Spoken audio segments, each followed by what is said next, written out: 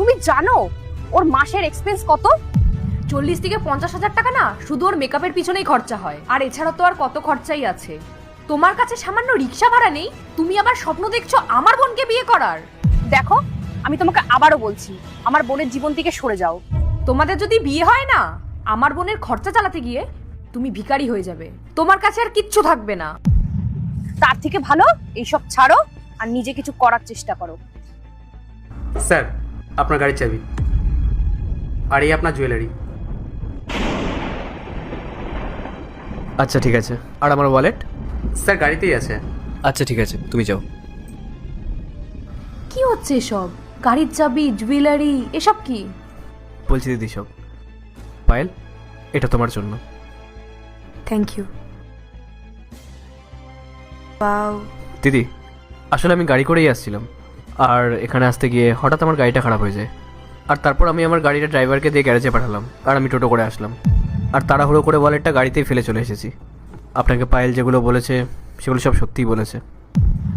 আমার নিজের অনেকগুলো বিজনেস আছে, আর আমার ওয়ালেটটা গাড়িতে ছিল বলে আমি পায়েলের থেকে টাকাটা নিয়েছিলাম। দিদি, আমি আপনাকে অনেকক্ষণ ধরেই বলার চেষ্টা করছিলাম, কিন্তু আপনি শুনতেই চাইছিলেন না। ভাই, আমি আসলে বুঝতে পারিনি। আর পায়েল, তুই কেন আগে আমাকে এসব কিছু বলিসনি? আমি শুধু শুধুই ওকে কতগুলো কথা শোনালাম। দিদি, আমি তো তোকে অনেকক্ষণ ধরেই বলছি যে ওর কথাগুলো একবার শোন বা বোঝার চেষ্টা কর সিচুয়েশনটা, কিন্তু তুই তো কোনো কথাই শুনতে রাজি ছিলি না। আমি তো রাহুলকে খুব ভালো করে চিনি, আমি তো জানি ও কি করে, কিন্তু তুই তো কিছুই শুনতে চাইছিলি না। সরি বোন, আমি বুঝতে পারিনি। আসলে আমি ভেবেছিলাম তোর বয়ফ্রেন্ড হয়তো কোনো কাজবাজ করে না। আমি ভুল ছিলাম। তুই একদম নিজের জন্য সঠিক জীবনসঙ্গীই পছন্দ করেছিস। দিদি, আমি মানছি পায়েল আপনার বোন হয়, তাই আপনার ওকে নিয়ে চিন্তা হওয়াটাও স্বাভাবিক, আর আপনার বোন সঠিক জীবনসঙ্গী বেছে নিয়েছে কিনা সেটা দেখাটাও আপনার কর্তব্য। কিন্তু দিদি, আমি তো আপনাকে অনেকবারই বলার চেষ্টা করছিলাম, কিন্তু আপনি তো আমার কথা শুনতেই চাইছিলেন না। আর এটাও তো ঠিক না যে আমার কাছে টাকা আছে কিনা সেটা দেখে আপনি আমার সঙ্গে কথা বলবেন। ছেলেটার নেচারটা কেমন সেটা দেখাও তো ইম্পর্টেন্ট, তাই না? সে আপনার বোনকে ভালো রাখতে পারবে কিনা।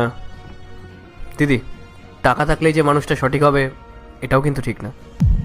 তাই দিদি, আমার মনে হয় সবার আগে ছেলেটাকে দেখা উচিত, যে ছেলেটা কেমন। টাকা তো পরেও কামিয়ে নেওয়া যাবে। সরি রাহুল, আমার ভুল হয়ে গেছে। আমার আগে তোমার সব কথাগুলো শুনে নেওয়া উচিত ছিল। আমি না বুঝে তোমাকে অনেক ছোট করে ফেলেছি। রাহুল, আমার বোন তোমাকে সত্যি খুব ভালোবাসে। ও তোমাকে বিয়ে করতে চায়। প্লিজ তুমি না করো না, ও না হলে খুব কষ্ট পাবে। রাহুল, দিদির হয়ে আমি তোমার কাছে ক্ষমা চাইছি। আমি সত্যিই তোমাকে খুব ভালোবাসি, তোমাকেই বিয়ে করতে চাই। পায়েল, আমিও তোমাকে ভালোবাসি, আর আমি কখনোই তোমাকে বিয়ের জন্য না করব না।